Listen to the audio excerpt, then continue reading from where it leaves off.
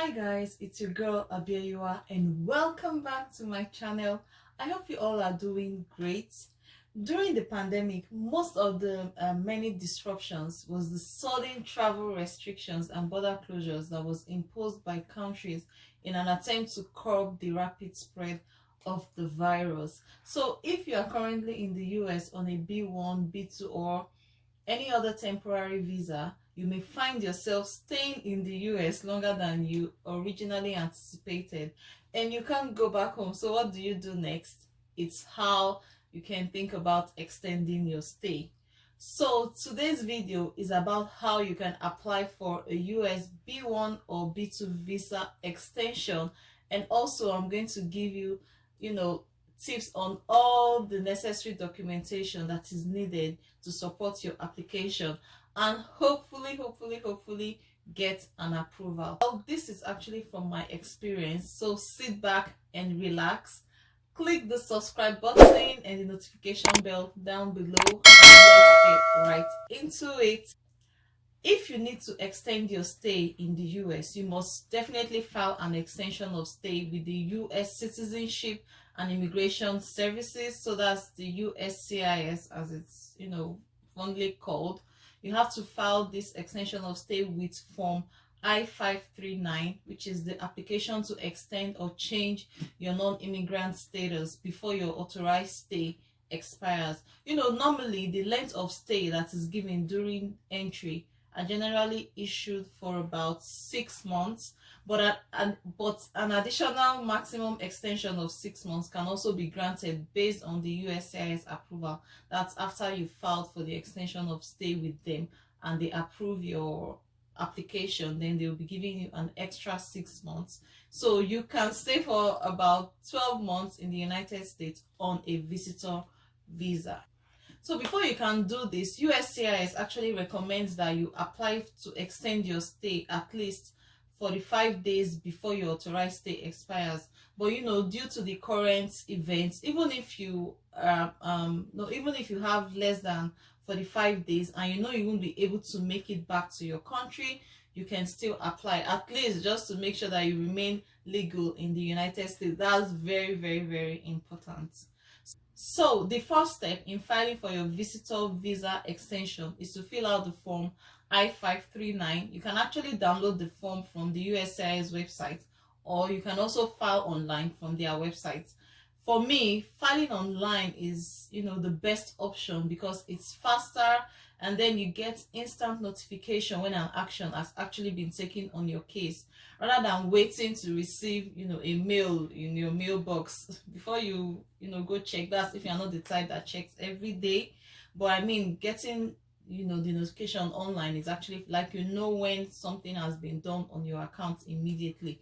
But the only thing again is that you should actually bear in mind that when you file online, all notices, all letters, everything will be received online as well. So be sure that you have a printer available when the need arises.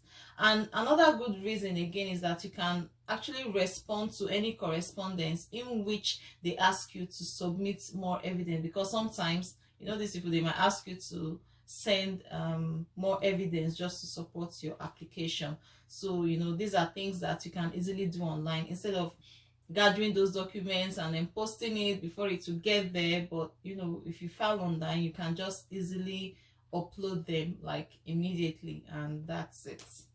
Thing you should note is that it is very important to fill out the application completely and provide all the required information with your initial filing, because you don't want to fill fill an incomplete application and then when they receive it, they just turn you down immediately. So make sure that you fill it out completely, and then you also check it properly before you finally submit your application.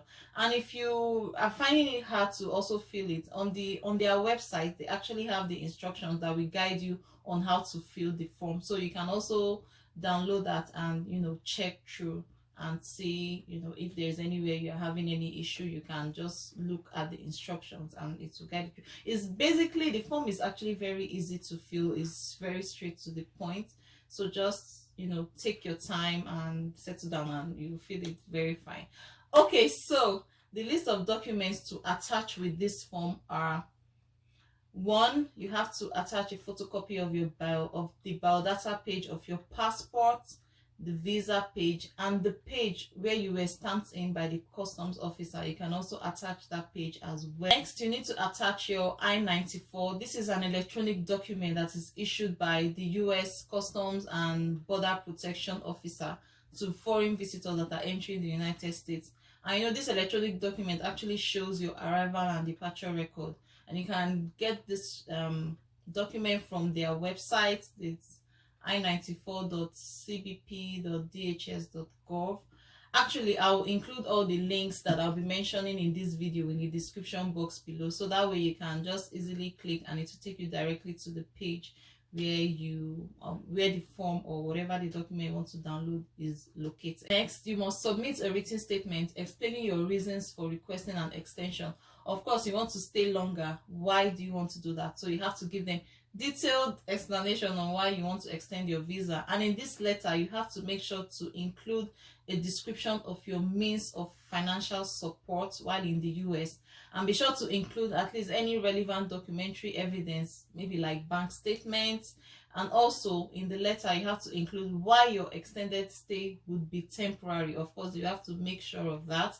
Include maybe travel arrangements that you have made to depart the US, maybe like, you know, attaching a copy of a return plane ticket as well, and also any effect that the extended stay you've requested for may have on your foreign employment. Because if you are going to get extra 6 months, maybe you've stayed like 4 months, that's a total of 10 months. Are you sure, okay, your job will be waiting for you for this period of time? You have to prove to them that you have a job that is waiting for you, or a business you have to go back to, or, you know, something that shows that, okay, you have a source of income tied down in Nigeria.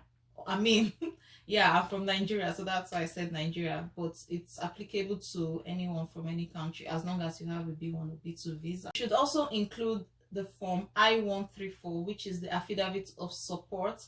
This is to be filled by your sponsor in the US, just to show your financial ability to support yourself during your visit. It can also be gotten from their website. I will drop the link in the description box below. And also any other evidence to show your residence in your country, like phone or utility bills, a government issued ID card with your passport photograph and your address as well, either mortgage, rental, or any other document that shows proof of your foreign residence. Then a letter of, you know, a letter from your employer that you are permitted to stay away from work for that period of time you are actually asking for. And then a letter from your bank in your country. On the bank's letterhead, make sure you do that with the bank's certification signature. That is also required, that verifies your foreign address. So you can attach like a bank statement, like a 3-month bank statement that shows your foreign address, the bank account number, and, you know, on the bank's letterhead with the bank's certification signature. All these have to be on your bank statement. You don't just, like, you know, when you go online and you print your bank statement, it's just plain, there is no stamp on it. So this one, you have to contact your bank to be able to send that bank statement to you. So you have to do that just to show that you have an established, you have an established relationship with your bank.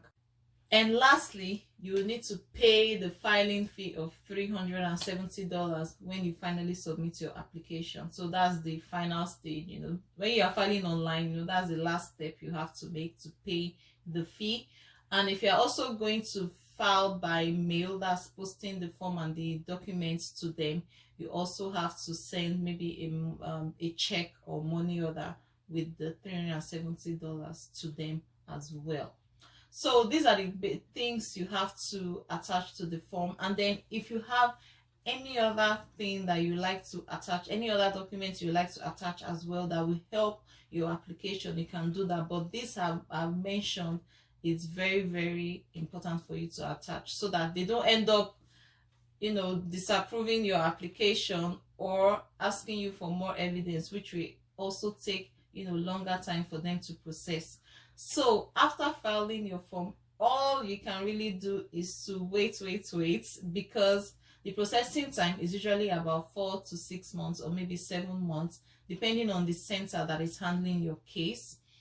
So you can always check the status of your case online by using the 13-digit case number that will be given to you after your file has been accepted by USCIS, or you can also call the USCIS Customer Service Center.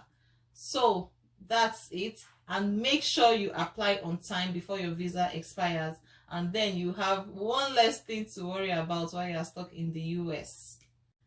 So guys, I hope this helps, and if you have questions or concerns regarding this application, kindly drop them at the comment section below, and I will respond to the best of my knowledge. At least I have experience in this right now.